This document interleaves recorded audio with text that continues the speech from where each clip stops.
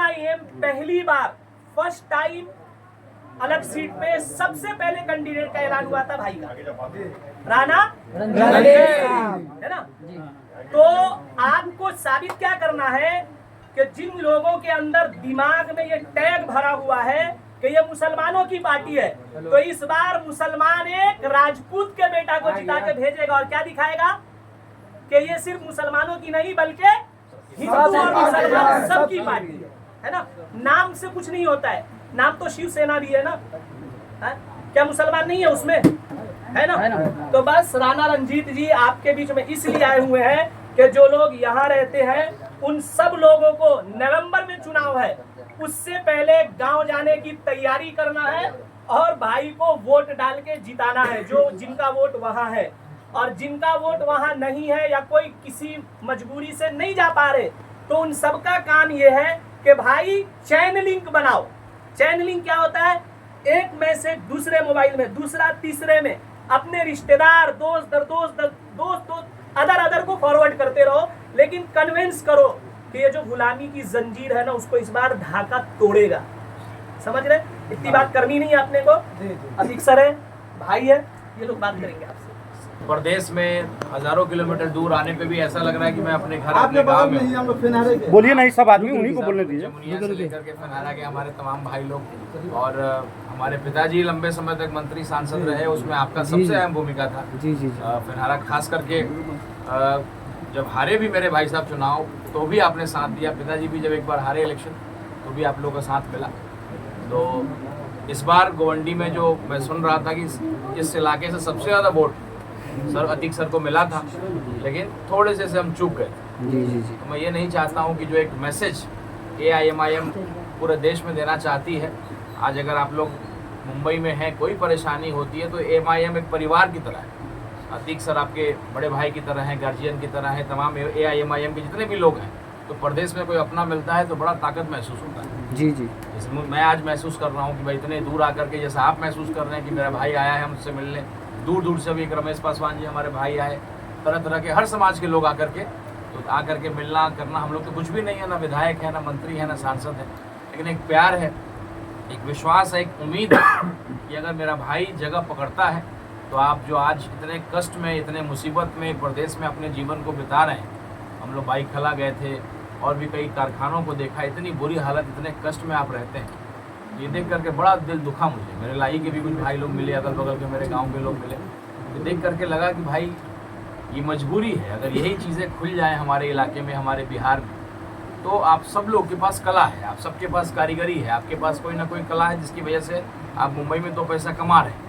लेकिन अगर आप 30,000 रुपये भी कमा रहे हैं तो लगभग उसमें 20,000 तो यहीं खर्च कर दे रहे हैं, मात्र 10,000 अपने परिवार को भेज पा रहे हैं। तो हम लोग AIMIM के लोग, बेबाकी से बोलने वाले लोग, पढ़े लिखे लोगों की पार्टी है। अतीक साहब वकील है, तो मैं इंजीनियरिंग MBA किया हूँ। आपके सदर हैं और राष्ट्रीय अध्यक्ष जो हैं बैरिस्टर हैं। अख्तरुल ईमान साहब अलीगढ़ यूनिवर्सिटी से पढ़े हुए हैं।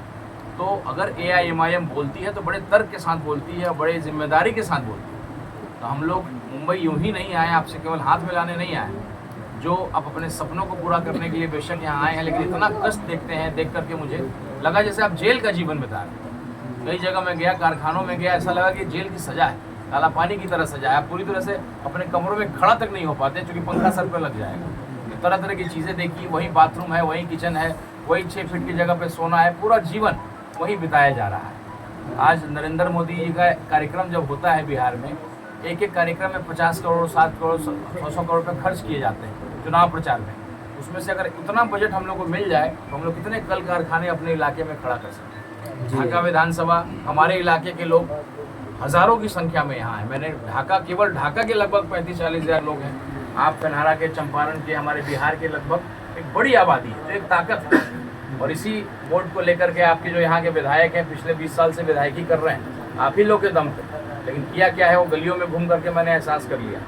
तो एक बढ़िया विकल्प, एक बड़ा भाई, एक गार्जियन, खुद बिहार से भी आते हैं और बिहार वाले उससे व्यक्तिगत लगाव भी है, यूपी वालों से भी लगाव है। पूरे हम लोग का AIMIM का बिल्कुल संदेश ही यही है कि सबको लेकर के चलना है। हम लोग कट्टर मुसलमानों की पार्टी नहीं है, कट्टर देशभक्तों की पार्टी, कट्टर हिंदुस्तानियों की पार्टी, कट्टर जो संविधान को मानते हैं उनकी पार्टी।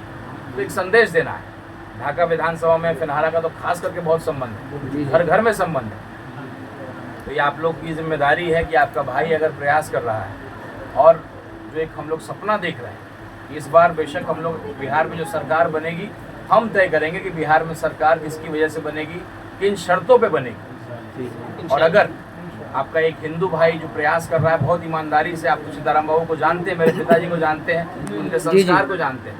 तो कई लोग शुरू में आरोप लगाते थे कि लोकसभा का चुनाव लड़ने आए हैं, हारेंगे चाहे जीतेंगे, पार्टी को छोड़ देंगे। लेकिन हम लोग यहाँ विधायक सांसद बनने नहीं आए हैं। मेरे पिताजी के जनाजे में जो भीड़ आई थी पहली बार मैंने देखा, और मैं ये मानता हूँ कि अगर असली संपत्ति किसी की है, अगर आपको पता लगाना है कि उसने जीवन में क्या कमाया है, उसके जनाजे की भीड़ जो होती है वो बताता है कि उसने क्या कमाया है।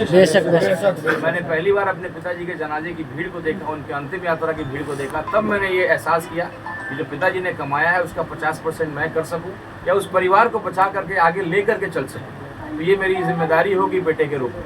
तो उस दिन मैंने ये सोचा कि भाई इस सामाजिक जीवन में अपने आप को लाऊं, और हम लोग प्रयास कर रहे हैं। और सीधा रास्ता, आसान रास्ता नहीं है, आपको मालूम होगा। बड़ी ईमानदारी से हम लोग इस पार्टी में काम कर रहे हैं और बड़ा गर्व भी होता है ईमानदारी से काम करने का। ये नतीजा हुआ कि 6 महीना पहले आज तक कोई छोटी बड़ी पार्टी किसी का भी विधायक कैंडिडेट घोषित नहीं हुआ है। लेकिन आपके भाई को, आपके एक हिंदू भाई को, तो कहते हैं लोग कि कट्टर मुसलमानों की पार्टी AIMIM, उसने 6 महीना पहले उम्मीदवार डंके की चोट पे ढाका के सरजमी पे आकर के तिरंगा साफा बांध करके हमारे राष्ट्रीय अध्यक्ष ने डिक्लेयर किया। ये मेरे लिए बड़ी जिम्मेदारी की बात है। और किसी को लगता हो, किसी बेवकूफ़ को, कि मैं इस पार्टी को छोड़ दूंगा, तो अरे भाई मैं आज कुछ नहीं हुआ, बम्बई में आकर के जो इज्जत मुझे मिली है, तो AIMIM परिवार जो एक ताकत है, और अपने भाइयों को भी कह पा रहा हूँ कि भैया आपको कोई दिक्कत होगा तो हमारे अतीक सर हैं, हमारे इरफान भाई हैं, हमारे AIMIM का परिवार है। RJD वालों के पास क्या है, केवल बैठ करके बयानबाजी करते हैं कि हैदराबाद वाली पार्टी है तो हैदराबाद में लड़े, बम्बई में क्यों लड़ेगी, बिहार में क्यों लड़ेगी। अरे भाई तुम बिहारियों की पार्टी हो तो यहाँ क्या है, एक भी कार्यालय है किसी बिहारी के लिए? RJD वाले कोई लड़ने के लिए तैयार है? कोई आदमी है? आप वहाँ अगर RJD को वोट करते हैं तो तेजस्वी यादव आपका नेता बनता है। अगर राणा रंजीत को जिता दें तो बैरिस्टर असदुद्दीन ओवैसी साहब आपके नेता बनते हैं। तो ये बात अपने भाइयों को, अपने रिश्तेदारों को समझाना है। हर दिन एक कोशिश करना है कि 10 मिनट कम से कम अपना समय दें, किसी न किसी 2 आदमी 3 आदमी को फ़ोन लगाइए, हाल चाल लीजिए कि भैया किसको वोट दे रहे हैं, उसकी बात को सुनिए, उसको परखिए। थोड़ा मेरा ही शिकायत करना हो तो करिए, था लीजिए कि क्या बोलता है, ताकि बीमारी का पता लगेगा तो इलाज करेंगे। लंबी बीमारी है ना, वो आएंगे भाजपा का डर दिखाएंगे और फिर आपको ये करेंगे अरे भाई क्या हो जाएगा, फिर मोदी आ जाएगा, फिर ये आ जाएगा, फिर आ जाएगा। बाकी जो लोग कहेंगे कि भैया मुसलमान जब लड़ रहा है तो क्यों हिंदू को आप कर रहे हो। राणा रंजीत अगर जीतता है, ये दाग जो AIMIM पे लगा हुआ है, ये मुसलमानों की पार्टी, जिस दिन ये दाग अगर खत्म हो गया तो आप अंदाजा लगाइए कि बिहार नहीं पूरे देश में कितने मुसलमान विधायक हो जाएंगे, कितना मजबूत मुसलमानों का लीडरशिप खड़ा हो जाएगा। तो मैं राजपूत समाज से आता हूँ, मैं किसी मुसलमान भाइयों को, मुद्दों को उठा करके एहसान नहीं कर रहा। मेरी भी मजबूरी है, मेरी जो समाज है उसकी जनसंख्या थोड़ी कम है।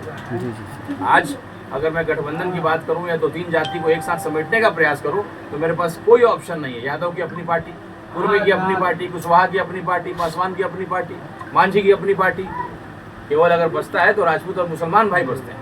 तो मैं अगर आज मुसलमान भाइयों के लिए लड़ता हूँ, आज अगर मैं कहता हूँ कि मैं हर हर महादेव भी बोलूँगा और आई लव मोहम्मद भी बोलूँगा, क्योंकि हमारा सनातन धर्म हमें सिखाता है कि हम हर धर्म को सम्मान करें, हर धर्म के भगवान के जो है वही सम्मान करें, वैसे ही पूजा करें। तो हम लोग सबका मालिक एक है विचारधारा पे मानते हुए हम लोग हर धर्म का सम्मान करना चाहते हैं। ये राजनीतिक रोटी सेकने वाले लोग तरह तरह का जो है इल्ज़ाम लगाते हैं। कपड़ा मंत्री आपके बिहार के हैं, मालूम है ना आपको, क्या कहते हैं कि मुसलमान के दुकान से सामान मत खरीदो, मुसलमान का कटा हुआ बना हुआ कोई सामान मत खरीदो। स्थिति ये है कि जाइए जाके पता करिए, जो चड्डी पहनते हैं ना, जो जीन्स पहनते हैं, जो ट्राउजर पहनते हैं, वो मुसलमान का ही बना हुआ है। आकर के घूमिए भिवंडी में, सही बात है, सही बात है।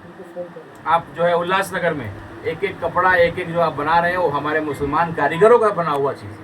तो ये जहर फैलाने वाले लोगों की अब पोल खुल गई है और हम लोग बिल्कुल उसको हराने का काम करेंगे, अपनी क़यादत, अपनी लीडरशिप को मजबूत करेंगे। और इसकी शुरुआत होने जा रही है। आप सब लोग बिहार की उस धरती से आते हैं जहाँ एक ऐतिहासिक फैसला होने वाला है। आपका हिंदू भाई हैदराबाद का शेरवानी पहन करके बिहार का पहला हिंदू विधायक के रूप में शपथ ग्रहण करेगा विधानसभा में। और तब आप देखिएगा कि किस तरीके से तब हम लोग आप देखिएगा किस तरीके से हिंदू भाई भी इस पार्टी से जुड़ेंगे। और जो सपना हम लोग लेकर के आए हैं, इस बार तो कहते हैं कि बिहार में हमारे बिना सरकार नहीं बनेगी, अगली बार हम अकेले सरकार बनेंगे। तो इन्हीं बातों के साथ आप लोगों से आग्रह होगा कि अपने तमाम भाइयों को आप खुद अपने परिवार के